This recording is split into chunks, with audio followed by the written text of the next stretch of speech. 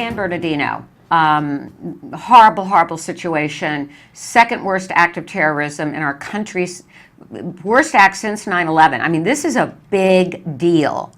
And it is everywhere, as we know. We found an article on the Autism Speaks website that was about, and you can reference it on the Autism Speaks website, in the Got Questions, I think is what it's called, Autism Speaks Ask Got Questions. Talking to your child about tragedy. Vince, let's start with this situation and the fact that it's all over the news, and some of our children that are especially a bit older, even younger, might start asking us about it. How do we deal with it? Well, in a couple of, I think you hit one of the first things that jumps into my mind is how old are the kids that are looking at it? What are the understanding levels of the kids that are looking at it?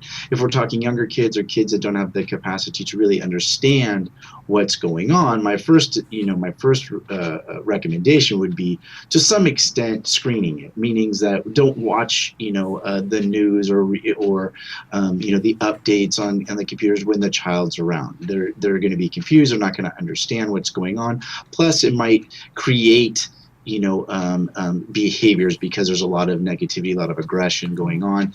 This could not common, but it could create some behaviors because their anxieties are going to go up. That's a good point. I'm a news junkie, and I'm sorry, I'm guilty of switching from CNN to MSNBC to the local news to I tape every Meet the Press, and so Wyatt is just bombarded with this because he's in the room with me. He might be on his iPad, but he's hearing it, and he actually said to me, "Mommy, why do you need to watch this?" He was angry at me because I was so glued to it, especially on Sunday.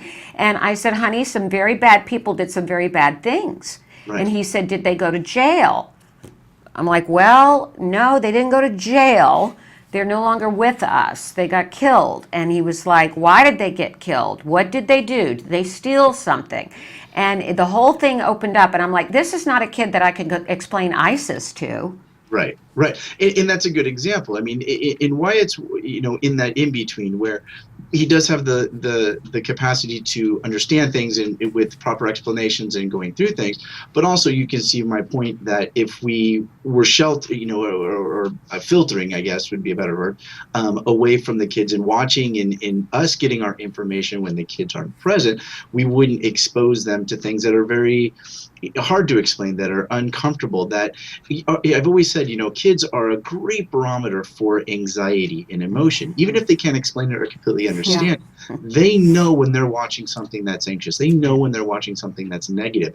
And that automatically creates very uncomfortable feelings within themselves that they can't explain, and we can't really explain it either because of the situations at hand. So the first thing is just, again, trying to do as much filtering as we can so that we don't bombard them. We don't give them a lot of information that's going to create a lot of this uncomfortable, anxious feelings.